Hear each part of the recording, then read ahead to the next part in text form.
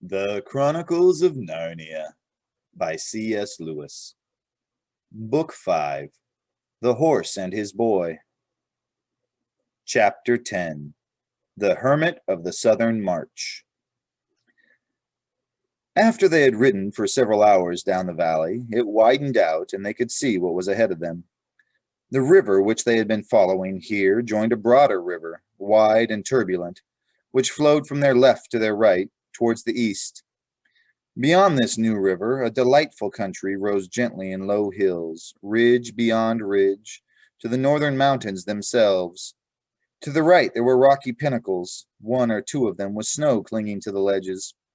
To the left, pine-clad slopes, frowning cliffs, narrow gorges, and blue peaks stretched away as far as the eye could reach. Shasta could no longer make out Mount Pyre.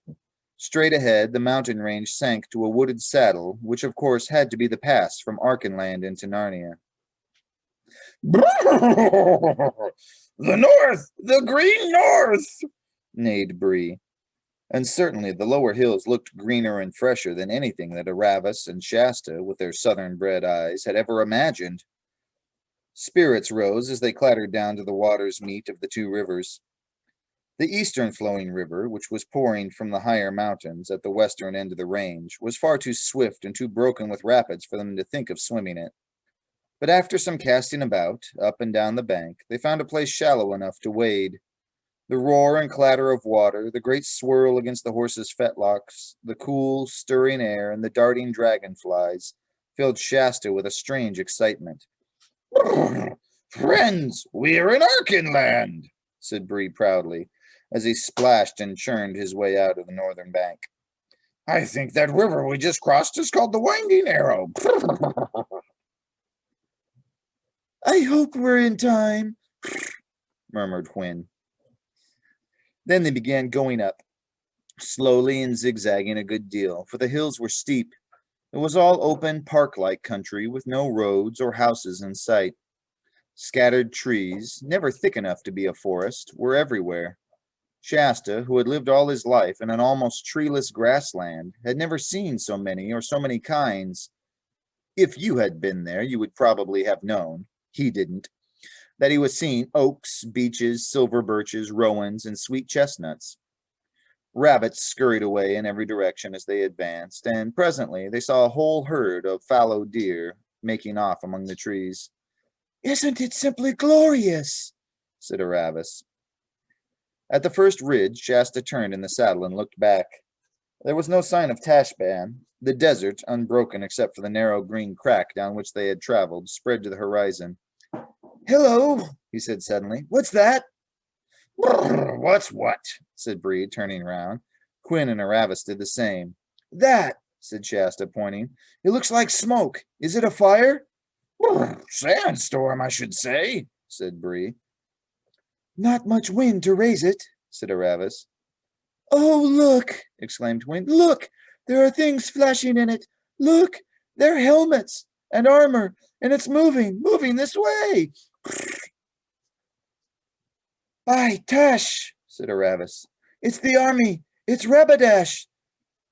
Oh, of course it is, said Hwin. Just what I was afraid of. Quick, we must get to Anvard before it. And without another word, she whisked round and began galloping north. Bree tossed his head and did the same. Come on, Bree, come on, yelled Aravis over her shoulder.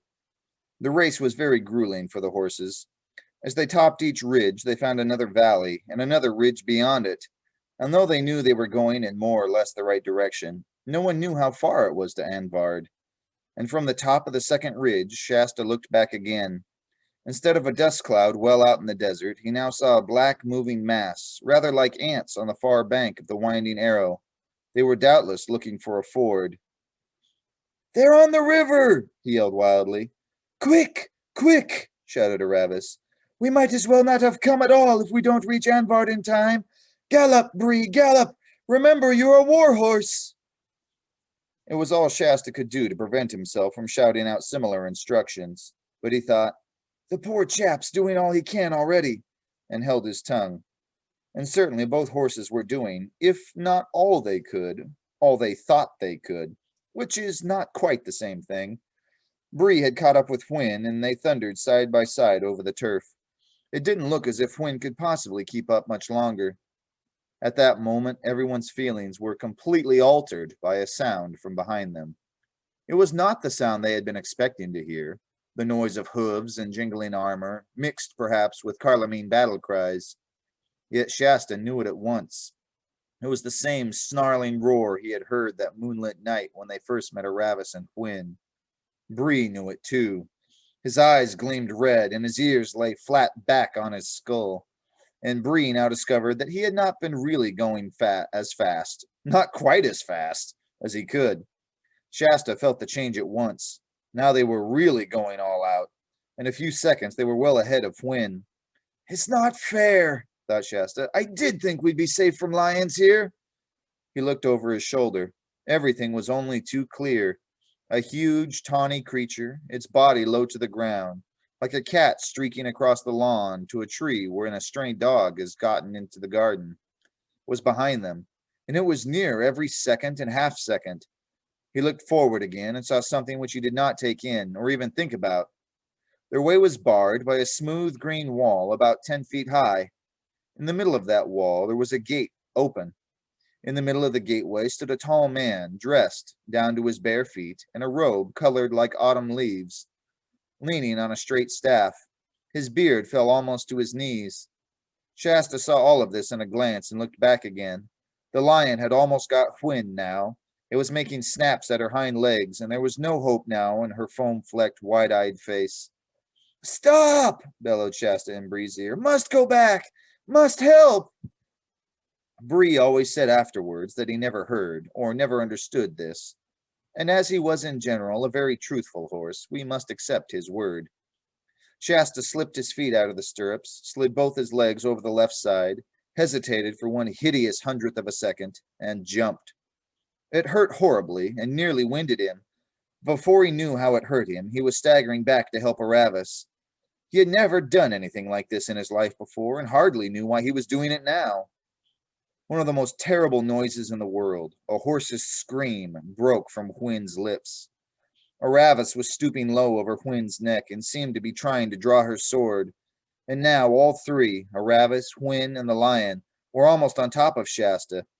Before they reached him, the lion rose on its hind legs, larger than you would have believed a lion could be, and jabbed at Aravis with its right paw. Shasta could see all the terrible claws extended.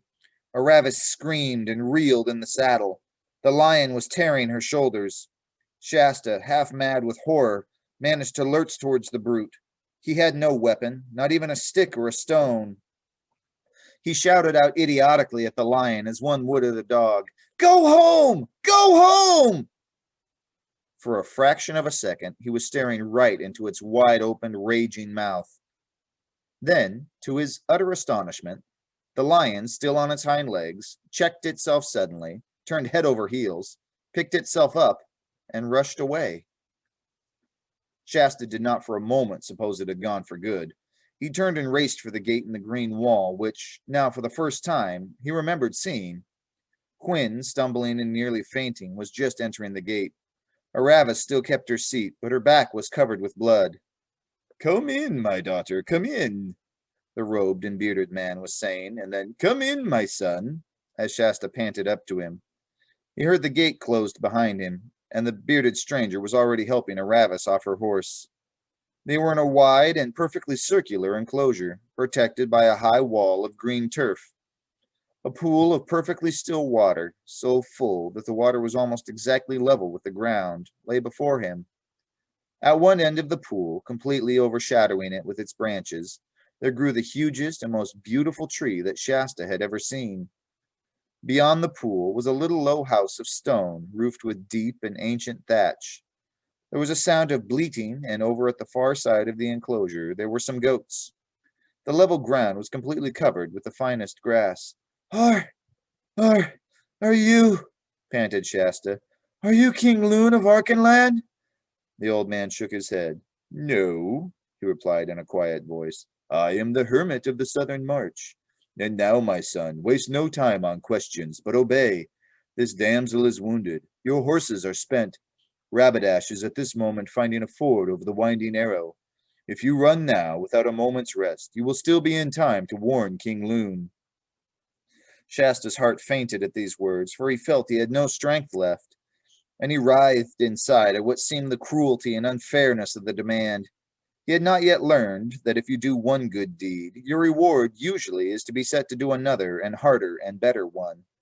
But all he said out loud was, "Where is the king?" The hermit turned and pointed with his staff. Look, he said, there is another gate, right opposite the one you entered by.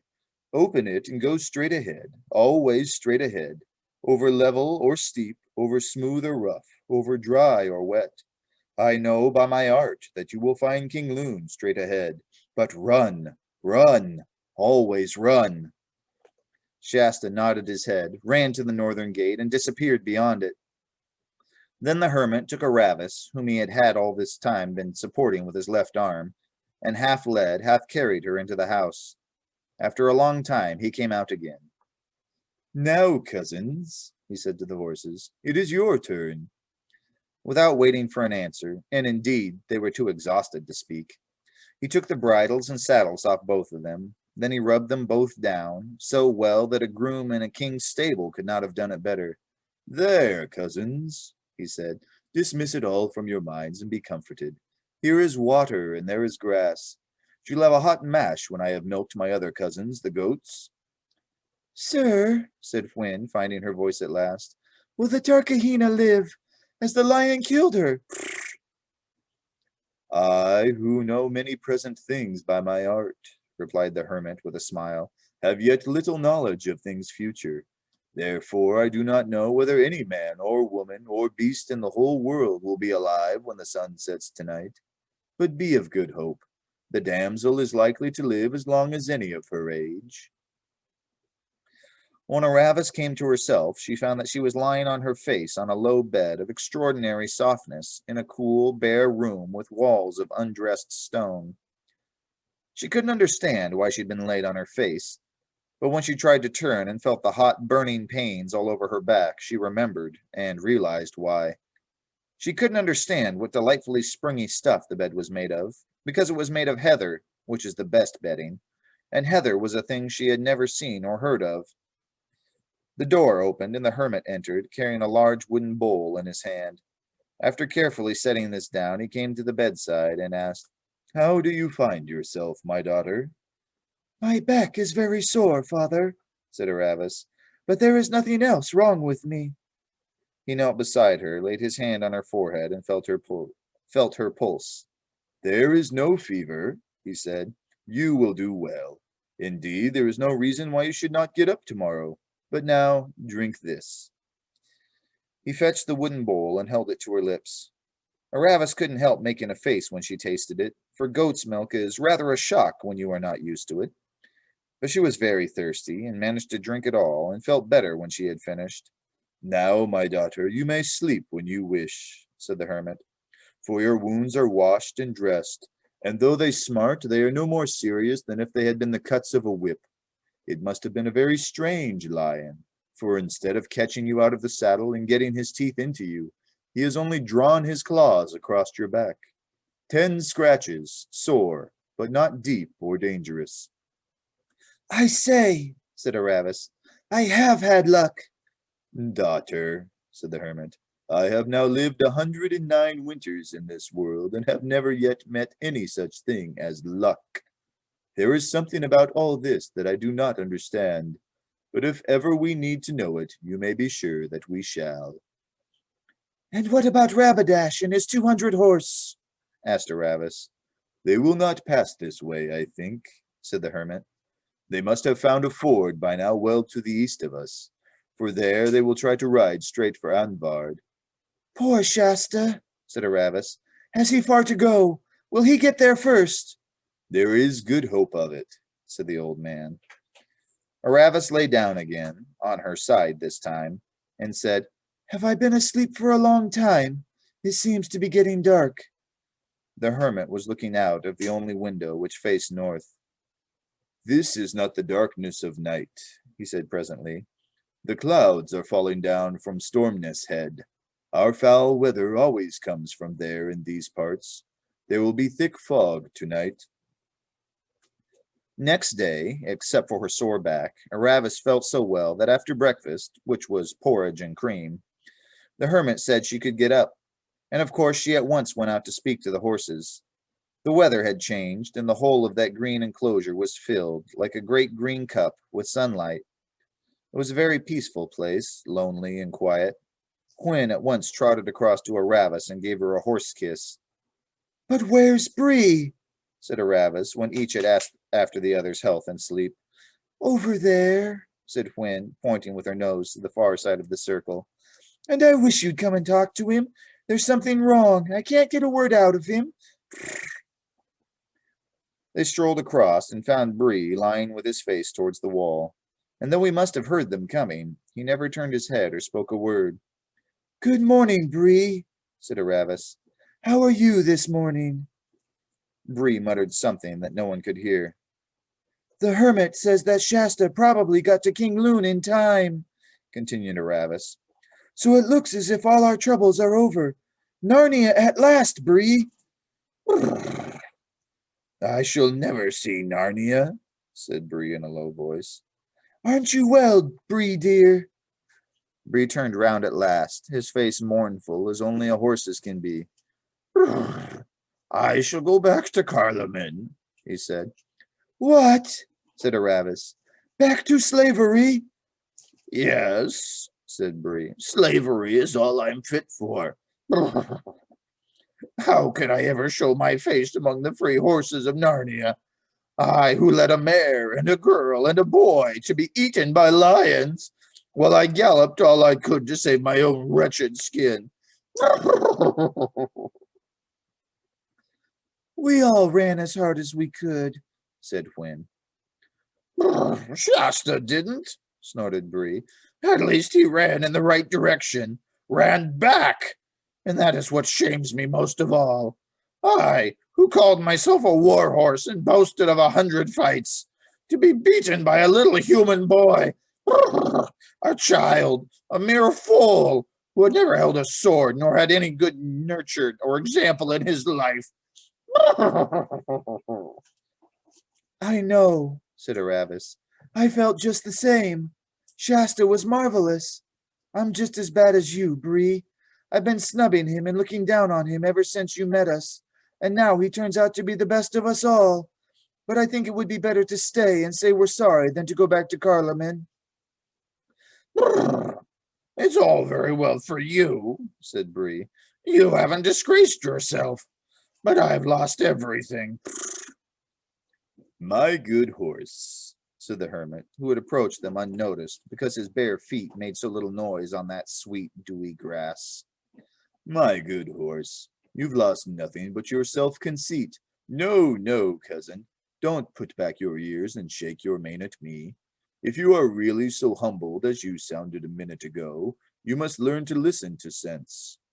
You're not quite the great horse you had come to think, from living among poor, dumb horses. Of course you were braver and cleverer than them. You could hardly help being that. It doesn't follow that you'll be anyone very special in Narnia, but as long as you know you're nobody special, you'll be a very decent sort of horse on the whole, and taking one thing with another. Then now, if you and my other four-footed cousin will come round to the kitchen door, we'll see about the other half of that mash.